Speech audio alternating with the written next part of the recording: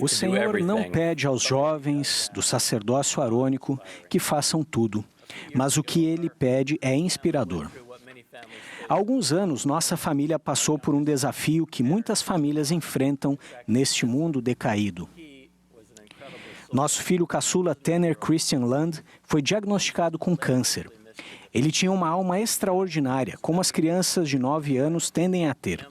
Era divertidamente travesso e, ao mesmo tempo, fabulosamente sensível espiritualmente. Arteiro e anjinho, travesso e bonzinho. Quando era pequeno e nos surpreendia todos os dias com suas traquinagens, nós nos perguntávamos se ao crescer ele seria um profeta ou um assaltante de bancos. De qualquer modo, parecia que ele iria deixar sua marca no mundo. Então, ele ficou terrivelmente doente. Nos 3 anos seguintes, a medicina moderna empregou procedimentos heróicos, incluindo 2 transplantes de medula óssea, durante os quais ele contraiu pneumonia, exigindo que ele passasse 10 semanas inconsciente usando um respirador. De modo milagroso, ele se recuperou por um curto período, mas seu câncer retornou. Pouco antes de falecer, a doença do Tanner tinha invadido os ossos e mesmo tomando medicação forte, ele ainda sentia muita dor. Ele mal conseguia sair da cama.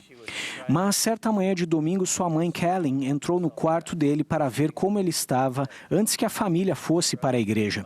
Ela ficou surpresa ao ver que ele conseguira se vestir e estava sentado na beira da cama, lutando dolorosamente para abotoar a camisa. Kathleen se sentou ao lado dele. Tanner, ela perguntou, tem certeza que está se sentindo forte para ir à igreja? Talvez seja melhor ficar em casa e descansar hoje. Ele olhou para o chão. Ele era um diácono, ele tinha um quórum e ele tinha uma designação. É minha vez de distribuir o sacramento hoje. Tenho certeza de que alguém pode distribuir por você. Sim, ele disse, mas vejo como as pessoas me olham quando distribuo o sacramento. Acho que isso as ajuda. Kathleen o ajudou a abotoar a camisa, a colocar a gravata e eles foram para a igreja. Claramente algo importante estava acontecendo. Cheguei na capela depois de uma reunião anterior e fiquei surpreso ao ver o Tanner sentado no banco dos diáconos. Kathleen me contou baixinho por que ele estava ali e o que tinha dito. Isso ajuda as pessoas. Observei quando os diáconos se aproximaram da mesa do sacramento, ele se apoiou levemente em outro diácono enquanto os sacerdotes lhe entregavam as bandejas com o pão. Andando com dificuldade, Tanner foi ao lugar designado e segurou a ponta do banco para se equilibrar enquanto entregava o sacramento. Parecia que todos os olhos estavam voltados para ele, tocados por seu esforço enquanto cumpria sua simples designação.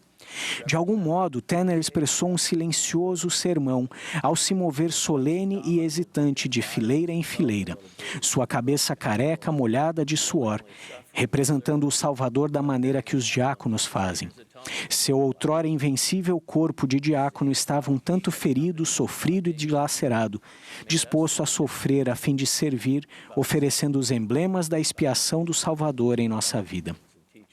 Ver como ele passou a pensar sobre o que é ser um diácono nos fez pensar de maneira diferente também sobre os sacramentos, sobre o Salvador e sobre os diáconos, mestres e sacerdotes. Maravilho-me do milagre não proferido que o impeliu naquela manhã a atender tão corajosamente aquele chamado, manso e suave, para servir, e da força e capacidade de todos os nossos jovens em desenvolvimento, ao se esforçarem para atender ao chamado do profeta de fazerem parte do exército de Deus e se juntarem à obra de salvação e exaltação. Cada vez que um diácono segura uma bandeja do sacramento, somos lembrados da história sagrada da última ceia, do Getsemane, do Calvário e do túmulo no jardim. Quando o Salvador disse a seus apóstolos, fazei isto em memória de mim, ele também estava falando ao longo dos séculos a cada um de nós. Estava falando do milagre que ele faria, quando os futuros diáconos, mestres e sacerdotes apresentassem seus emblemas, convidando seus filhos a aceitar a dádiva da sua expiação. Todos os símbolos do sacramento nos levam a essa dádiva. Contemplamos o pão que ele uma vez partiu e o pão que os sacerdotes partem agora diante de nós. Pensamos no significado do líquido consagrado, no passado e no presente, à medida que as orações sacramentais passam solenemente da boca de jovens sacerdotes para nosso coração e para os céus, renovando os convênios que nos conectam aos próprios poderes da salvação de Cristo. Podemos pensar no que significa quando um diácono nos traz os emblemas sagrados, estando ele onde Jesus estaria se estivesse ali, oferecendo-se para aliviar nossos fardos e nossa dor. Felizmente, os rapazes e as moças não precisam ficar doentes para descobrir a alegria e o propósito de servir ao Salvador. O Elder Bednar ensinou que para crescermos e nos tornarmos como os missionários devemos fazer o que os missionários fazem. Então, linha sobre linha e preceito sobre preceito, podemos nos tornar o missionário que o Salvador espera. Da mesma maneira, se desejamos ser como Cristo, devemos fazer o que Cristo faz. E numa frase deslumbrante, o Senhor explica o que ele faz. Ele disse: "Pois eis que esta é minha obra e minha glória, levar a efeito a imortalidade e a vida eterna do homem." A missão do Salvador sempre foi e sempre será servir a seu Pai salvando seus filhos. E a maneira mais segura de encontrar alegria neste mundo é se unir a Cristo para ajudar o próximo. Essa é a verdade simples que inspirou o programa Crianças e Jovens. Todos os ensinamentos e atividades do programa Crianças e Jovens tratam de ajudarmos os jovens a se tornarem mais semelhantes a Jesus, juntando-se a Ele em seu trabalho de salvação e exaltação. O programa Crianças e Jovens é uma ferramenta para ajudar cada criança da primária e cada jovem a crescer no discipulado e obter uma visão repleta de fé sobre o que é o caminho da felicidade. Eles podem vir a aguardar e desejar os postos e as sinalizações ao longo do caminho do convênio, onde serão batizados e confirmados com o dom do Espírito Santo, e logo pertencerão a quórums do sacerdócio arônico e classes das moças, onde sentirão a alegria de ajudar os outros por meio de uma sucessão de atos de serviço cristão. Estabelecerão metas grandes e pequenas que trarão equilíbrio à sua vida, ao se tornarem semelhantes ao Salvador. As conferências FSY, as revistas Força dos Jovens e Meu Amigo e o aplicativo Viver o Evangelho as ajudarão a concentrar-se em encontrar alegria em Cristo. Elas ansiarão pelas bênçãos de terem uma recomendação para o templo de uso limitado e sentirão o espírito de Elias por meio da influência do Espírito Santo ao buscarem as bênçãos do templo e da história da família. Serão guiadas por bênçãos patriarcais. No devido tempo, verão a si mesmas entrando no templo para serem investidas de poder, para lá encontrarem alegria ao serem eternamente unidas, aconteça o que acontecer à sua família. Contra o vento da pandemia e das calamidades, cumprir totalmente a promessa do novo programa Crianças e Jovens ainda é um trabalho em andamento, mas temos urgência. Nossos jovens não podem esperar que o mundo se endireite antes de conhecerem o Salvador. Alguns já estão tomando decisões que não tomariam se conhecessem sua verdadeira identidade e a dele. Assim, o brado urgente do Exército de Deus em seu fiel treinamento é: todos ao trabalho. Mães e pais, seus filhos precisam de seu apoio agora, tão intensamente quanto no passado, quando eles se preocupavam com coisas menos importantes como emblemas e pingentes.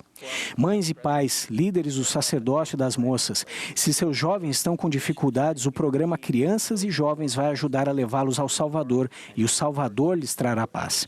Presidências de quórum e classe, encarreguem-se de assumir seu lugar de direito na obra do Senhor. Bispos, unam suas chaves do sacerdócio às dos presidentes de quórum e seus quórums e sua ala mudarão para sempre. E a vocês, jovens da nova geração, testifico com conhecimento de causa que são filhos e filhas amados de Deus, e Ele tem um trabalho para vocês. Ao se erguerem à altura da majestade de seus postos, de todo o coração, poder, mente e força, vocês amarão a Deus, guardarão seus convênios e confiarão no sacerdócio dele, ao trabalharem para abençoar outras pessoas, começando em seu próprio lar. Oro para que se esforcem com redobrada energia, dignos desta época, para servir, exercer fé, arrepender-se e melhorar a cada dia, para se qualificarem, a fim de receber as bênçãos do templo e a alegria duradoura que advém somente por meio do Evangelho de Jesus Cristo. Oro para que se preparem, a fim de se tornarem aquele missionário ou missionária diligente, marido ou esposa leal, pai ou mãe amorosa que lhes foi prometido se tornar ao serem verdadeiros discípulos de Jesus Cristo, que ajudem a preparar o mundo para a volta do Salvador, convidando todos a vir a Cristo. Em nome de Jesus Cristo, amém.